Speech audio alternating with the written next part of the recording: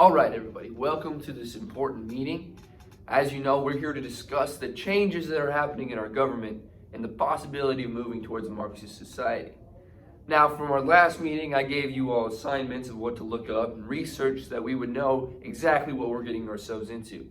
Emily, would you care to explain the information that you've gathered? Marxism is an atheistic and materialistic worldview that is based on the ideas of Karl Marx, that promotes the abolition of private property, which means the government wants to own all the property and no one will personally own it. Also, the public ownership of the means of production and the utopian dream of a future communistic state. Marxists believe in the mind-body monism. Mind-body monism is the belief that human beings are composed of a single substance. This type of monism is also the belief that the mind and the body are the same thing. They believe that humans are matter in motion that is always moving towards class consciousness. They don't believe in anything spiritual. Everything is materialistic, which means that everything is made out of matter. Marxists believe in a proletariat society. To Marxists, the economic struggle between the bourgeoisie and the proletariat explains everything in history of the world, which includes politics, religion, law, and culture. The bourgeoisie are the ones who owns the means of production and who are the property owners, while the proletariat are the working class that works for the bourgeoisie. They claim the bourgeoisie exploit the proletariat by making them work long hours with little pay. Marx claimed that the only way to resolve this conflict between the bourgeoisie and the proletariat is by evolving from a capitalist society to a communistic society. Communism is the Marxist ideal of a classless and stateless utopian society in which all property is commonly owned and each person is paid according to his or her abilities and needs. Marxists use violence, and in some case extreme violence, to achieve the goal of communism. Marxists believe that violence is the only way that will lead to a utopian society because some people will not obey right away.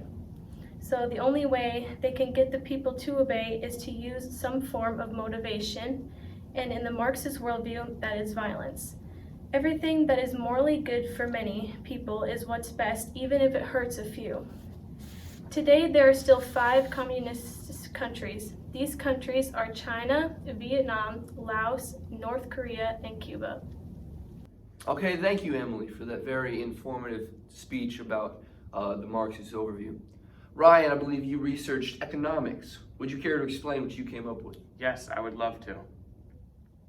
The worldview of Marxism believes in a socialist economic system. This system is based on the government or communal ownership of all the means of production and the distribution of goods. This means that the government owns everything, no private property, and that all production and the distribution of goods is equal to everyone. Some of the key aspects of the socialist society include the abolition of private property, like I mentioned, a collective ownership of the means of production, and an emphasis on the equality and classless society so that there is no one that is incredibly rich and incredibly poor. Everyone is just the same and it's all equal. Karl Marx was the most prominent voice of socialism and thought it could be used as a means of achieving his ideal communist utopia. Karl Marx desired an overthrow of business owners and capitalism. According to Marx and his partner Friedrich Engels' writing, socialism would be on the first step in that resolution. This would begin by heavy government taxation and the gradual increase of government control in privately owned businesses.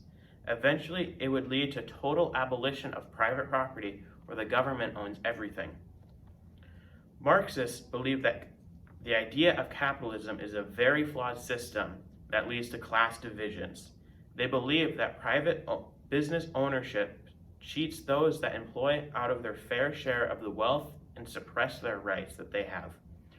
Karl Marx believed that these suppressed workers would inevitably rise up in revolt against the business owners, or, in Marxist terms, the bourgeoisie, because of the injustice done to them.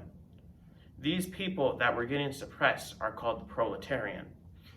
Most countries today do not believe in destroying the capitalist system, but rather implementing socialist ideas into the economy. Many people confuse or use socialism and communism interchangeably. However, they mean two different things, but are pretty much connected to each other. Socialism, as I described earlier, is the communal control of the means of production and the distribution of goods with the absence of private property. Communism, on the other hand, is a classless, stateless society where all property is commonly owned and everyone is paid according to his or her own need. Communism is essentially an evolved form of socialism that takes place after Karl Marx described revolution occurs. See, when they wanted Marxism to begin, they wanted to start with destroying capitalism. They started by implementing socialism, but eventually it got to such extreme measures that it turned into communism, and communism does not work very well. All right, so yes, that is what I researched for the Marxist economy. You actually have done some research yourself on the Marxist history. Would you like to explain that? Yes, I will explain that. We've been talking a lot about Karl Marx, and so I thought I would take time to explain just who he is. Born to Jewish Christian family in Germany in 1818, Karl Marx was the oldest of 9 children. During his childhood years and early high school, he was raised a Christian and was devout in his Christian beliefs. However, when he went to the University of Bonn in Germany, that all changed. It was during his time that he grew away from Christianity and became kind of a rebellious child. He got into trouble on several occasions and was even jailed for being drunk and disorderly. After only 1 year at Bonn, Marx transferred to the University of Berlin to study law and philosophy. Here, at the university, he was introduced to Hegel's philosophy. Marx later joined a group called the Young Hegelians that strongly criticized the political establishments of his day. It was because of these beliefs and the writings that he would make on them that he was eventually banned from Germany, France, and Belgium. In February of 1848, Marx, along with fellow German philosopher Friedrich Engels, wrote possibly the most influential socialist writing in history, the Communist Manifesto. This Communist Manifesto lays out Marx's communist beliefs and explains how class struggle and conflicts lead to communism. A few years later, after moving to London, Marx wrote another influential writing called The Capital. In this writing, he lays out the problems of capitalism and how it will inevitably lead to its own self-destruction. During his life, Marx worked to create several workmen associations and began writing several more works, though they remained unfinished. He died in 1883, but he did not truly become famous until approximately 30 years later, when his ideas were first put into place. Vladimir Lenin rose to power during the Russian Revolution of 1917 and established the world's first communist government, the Soviet Union.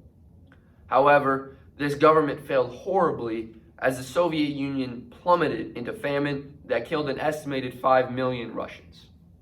Now that we have explained Marxism, we have come up with a model to show how communism works. This model is Marxist monopoly. All right, I don't have a lot of money. Hopefully I don't land on, rich girl over here.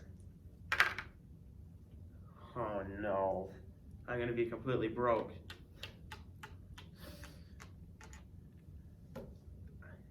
I just can't pay you. Well, you have to come up with something. What? What if we just split everything evenly? No, That sounds like a great idea. That's a good idea. That's a great I idea. worked hard for this money. Too bad. That's a great idea. We're gonna No. share it. Yes.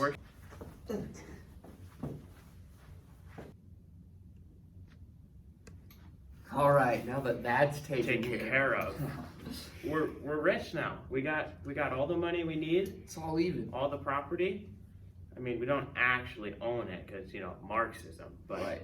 We're sharing. we're sharing it. Everyone's equal, and I mean, yeah, it's Marxism, we had to resort to some violence, but that's fine. That's Happens. fine. It happens. People aren't gonna listen. It was what was best for us. For everyone. It's equal for everyone, even though some people it may not benefit. It Right. benefited more people They than didn't it like it. hurt. But